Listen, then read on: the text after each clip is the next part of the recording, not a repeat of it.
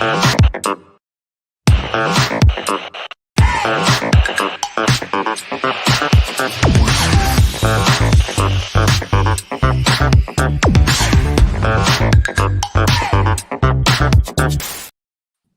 back to Off the Curve. Justin Spiro here. Carson Cooper, we're bringing you in. Short visit this time. You were in here in studio recently. We're grabbing you remotely from Minnesota. How you doing over there? Pretty good so far. Everyone over here is in good spirits too. So, what was the vibe there? You guys seemed pretty happy. Was it like a relief thing? Was it joy? What was the mood like in the immediate aftermath of that game today? Yeah, I think it was a little bit of everything. It was definitely relief for sure. Just because of the whole, being like, we've got some security with the NCAA tournament. We know kind of where we're going to be at in there. So it's a lot of pressure off our backs for sure. But also it's a little bit more of, all right, well, now we know who we have next. So we're going to be happy about it for the amount of time we're in that locker room almost. And then once we leave that locker room, we're going to be straight back to looking ahead to who we got. So what did you make of AJ Hoggard today? That was sort of the best version we get of him, right? I mean, it was 17-6, perfect from the field, perfect from the line, really impressive performance from him overall, especially in the second half. What do you make of him? Does he have like the look in his eye that he had last year at this time? What's going on with him? Yeah. Yeah, I don't know. I think I kind of sense that once we ended the regular season, and just how he was like, all right, I'm gonna just stop trying to be this like likable guy by everybody. I'm gonna kind of be that leader that doesn't really care what he has to say to get through to you. He's gonna get through to you, and he's gonna help us win. So for him to go out and do that, it's just a huge confidence boost for us as a team as well. Especially when, I think Izzo said it best in his press conference, like best players gotta play best, or the vet players gotta play best. So for him to go out and do that, especially with Malik not being able to contribute as much in the first half, that was huge for us, especially keeping us in the game early. So I thought, honestly, Hoggard obviously was a big part of it. The defense of Jaden Akins was so impressive. There was a sequence there in the second half, right? It was so pivotal. But couldn't I argue the Trey Hollman sequence? Yeah, it was good the whole game, but that game was sort of seesaw back and forth. It felt like a coin flip for the majority of it, honestly. They had a lead, we had a lead. He had a couple minutes there making the big three to go up. I think it was 4. That game was kind of going in either direction, and I feel like he, in that burst there, really took it over. What do you make of him stepping up? I know it's his home state. I was so impressed by what he did today. Yeah, I think for him, it was just coming back from that loss at Minnesota. So he had that kind of energy where, all right, well, I kind of let down my team, my friends, my family a little bit at home. So he kind of came in with a little bit of a vengeance mindset. And yeah, he went out there. He just played his game. He played free. He didn't try to do too much. He didn't try to do too little. But he did enough to make an impact, especially coming off the bench. That was a really big stat, obviously, in the scorebook today, with the bench points and the bench impact. So for him to come out and do that, it was also a big step, and something I hope he continues to play that free and that kind of smooth as he did coming off the bench for the rest of the tournament and the rest of the season. You guys seem to be so pumped up for that Purdue game at Mackey a couple weeks ago now, or going on 2 weeks ago. You guys came out so strong. You had a lead. I think it was 7-8 points at one point about midway through the first half, and fell behind in the second half. You come all the way back. You're down 1 possession late. You had a real good chance to win that game at the end. And I thought that was one of the better performances of the year, unfortunately, in a loss, obviously in a tough spot.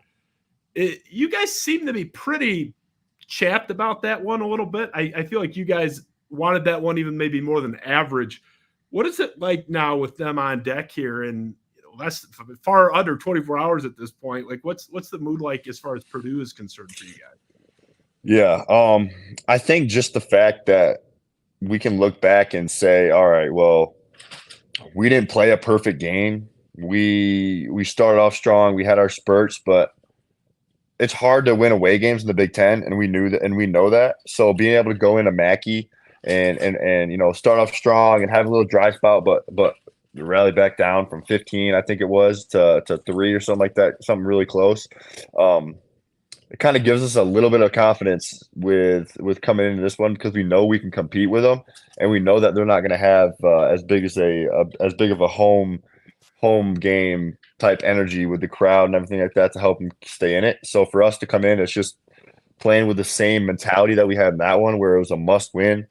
So for us, that's our main focus is just being able to play hard. I think that's what we did in the first game, and we saw how that happened. So I think if we play with that same intensity, then it's going to be a different output. So. I mean, obviously, Purdue, I think it all starts with Zach Edey. We all understand that. Presumptive National Player of the Year. He's already won in some outlets that have announced it. I think that guy is what he is. We all know that. But what extent does he dominate the conversation? You guys had a meeting tonight. Is it like a 75% Edey breakdown, 25% everybody else? Or is it just sort of a given that he is what he is, and what other areas can we focus on? Like what percent of the pie is he in preparation? Yeah, I would say you're probably right on with that. It's definitely over half of our preparation. It's probably close to like what you said, like a 3/4 preparation with we kind of gotta know he's gonna do his thing, and we kind of gotta help or have other guys help us bigs kind of weather that storm, but also make sure that none of these other guards or X factor players, coach calls them, to get off early, and because we know it's inevitable. He's gonna do some things. He's gonna get some fouls. He's gonna get some free throws. He's gonna get some buckets. We know that. So for us, it's just limiting those other players from doing what they're I mean what they do on paper, which is shoot the ball well, and I mean they're good players. Braden Smith, Fletcher Loy, Gillis, those guys are really good. So being able to shut those guys down and just kind of let Edey kind of do his thing, but also just have the other guys kind of weather the storm a little bit. So. Yeah, you mentioned cutting it from 15 down to 3 at Mackey, which is, you had it right. That's the correct number. And I don't remember the exact amount of time, but it was late in the second half. It was, I don't know if it was a minute and a half left, 2 minutes left. You have it down to 3. Momentum's shifting in your direction. It looks like Michigan State might just steal this one. Malik Hall gets involved in this entanglement. Ben, I think you pulled my tweet or the picture from the tweet. Can you throw it up there, Ben, if you have it? Like I think this arguably changed the game. Now, we'll never know. Can't prove what would have happened otherwise. But you have a 3-point deficit. They get sent to the line in the bonus at that point with this foul, which I thought was nonsense. Suddenly, you guys are back down 5 again late, and not mathematically done, but the difference between, hey, we got a 3-point game coming back the other way and down 5. I don't know, maybe Ben doesn't have it, but it's just such a stark difference. So I guess it begs the question, how frustrating is it as a player? Because the fans, I can't tell you how annoying it is to watch the guy play against a team that I'm rooting for. It's just, it's the most frustrating thing I can remember in college. What's it like on the court, especially in your case, having to guard the guy? Is it tough to play him from the referee perspective and how he's officiated? Yeah. I feel like it's harder to go back and watch the film of it more than actually play it, because you don't realize how bad it looks until you see it on film. When I'm out there, and this goes for all the bigs, when we're out there guarding them, you're not really thinking about any kind of techniques or what's going on. You're just kind of trying to do what you can to disrupt it. But yeah, I mean, we know that his status, he's going to get certain things to go his way. Yeah, it just sucks going back on film and being able to see. Yeah, that's yeah, that's unreal. That's unreal. I think I had one too early in the or later in that game too. I think I was straight up or something like that, and he kind of threw one in. But it is difficult. I think I looked over at the referees a couple times in that game, and it just kind of said, how do you, like, can you tell me what I'm supposed to do here differently, that I'm not supposed to get a foul call here? And they just kind of like shrugged me off or whatever. But yeah, it's tough to go out there and kind of know that he's going to have some things go his way just because of his status. But I don't know. His He's kind of good status with and it. just the inherent nature of his size. I mean, I Yeah. think I know the one you're talking about. There were a couple of sequences, and you were involved definitely in one of them, where it's just hands straight up. He's initiating contact. He's kind of lunging into you, like lurching into you, and just flips it at the rim. And sometimes he gets the N one. But even if he doesn't, I don't know what you're supposed to do. It's to me, I wouldn't reward that as an official. I know obviously we're biased, but there's times I've watched Purdue. I have no interest in who wins the game. I'll watch Purdue versus Penn State or whatever, and it's just general basketball principle. I don't like a guy that is basically able to get to the line at will like that. It was just frustrating because who knows, if you go down the other lane of where that game could have gone, you would have had the ball down one possession late, and you just don't know. It's frustrating.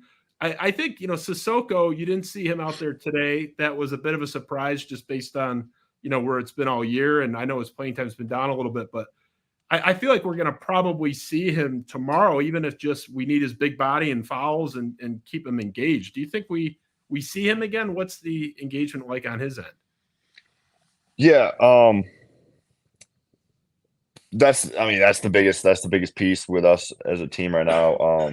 Is having some size and some depth in the 5 position and 4 position if it comes down to it. I think Malik guarded Edey a little bit in the last game, but Marty's been engaged. Everything's been pretty the same with him. I think just right now, coach is just trying to find different ways that we can get our offense flowing and just kind of get us going to find new ways to just kind of have our offense flow and just overall kind of get this team going.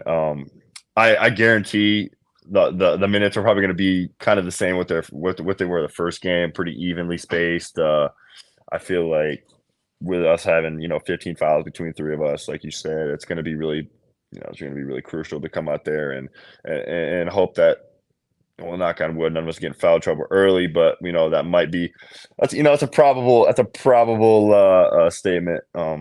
But yeah, right now, all of us are locked in to the game plan, and I think we're all ready. So I gotta say, Xavier Booker in the first half, I said on Twitter, I thought he was the best player on the floor, definitely for Michigan State and arguably in the game, period. Yeah. That first half, I mean, am I crazy? He was, if not the best player on the floor, he was one of the best players on the floor for that first 20 minutes, was he not? Yeah. I mean, for him to come in right away and come in and get 2, I think it was back-to-back play dunks or something like that, grab a bunch of big rebounds, play good defense, to come in and have that impact right away, especially in his first Big Ten tournament game, that's definitely huge. And I think it's ultimately the biggest for his just overall confidence and how he's playing the game right now. He's playing with a lot more confidence, playing with a lot more fluidity. The guards are trusting him a lot more with the ball, so that's a really big plus. But yeah, I agree that he's been playing really well lately, and for him in that first half really kept us kind of weathered the storm a little bit. I know we were down in the first half today, but yeah, he definitely weathered that storm and was able to give us crucial minutes. I wouldn't be surprised if tomorrow he plays a good amount of minutes too. We'll finish here. Got to get you to bed. You got a big one tomorrow afternoon, pretty early. I think it's in the morning, actually, in your time. Your coach's message in the meeting, I know you're not going to get into X's and O's, but you guys are going over your Purdue notes and the game preparation this evening. What's the general message? Did he have one other than more X's and O's stuff? Like, what was his note to you guys, if anything? I would actually say it's pretty similar to what we had the first game, where we were in I think I said earlier, we were in that kind of, we were desperate. We were desperate for wins and especially for away games. And that's, I think that's the first thing on that scout report right there is play hard and play hard for 40 minutes. And that's the biggest thing that we can do. Coach said earlier that we play hard for 40 minutes and the outcome isn't what we wanted. He's accepting that. He's accepting the consequences of us playing hard for 40 minutes because he knows that if we're playing hard for 40 minutes, we're playing our best basketball. So for us, that's the biggest thing is playing hard for 40 minutes and just trying to weather all of those dry spots that we have, and just putting together a full game. So, it sounds simple, but it's a lot easier said than done for sure. It's going to be a tough one. Obviously, they've put a lot of people in hell this year with that Purdue team. It's a hell of a team. They're favorites to win the national title for a reason. I think you got done what you needed to get done today in terms of the tournament situation and stamping that ticket and not sweating the bubble on Sunday, but still what an opportunity to improve seeding and knock off a hell of a Purdue team. I'm going to let you get to bed there. I don't know who your roommate is. They sound sick. I'm going to let them get to bed too. Get some rest for your roommate over there because you guys got a big one tomorrow. Yeah, I appreciate you having me on, and I'm excited to see what happens tomorrow. You bet. Go green, Carson. Good luck to you tomorrow. Yeah, go white. We'll see you off the curb. Justin Spiro, thanks to Carson Cooper. We'll see you guys probably tomorrow. We'll be checking in soon. See ya. Yeah.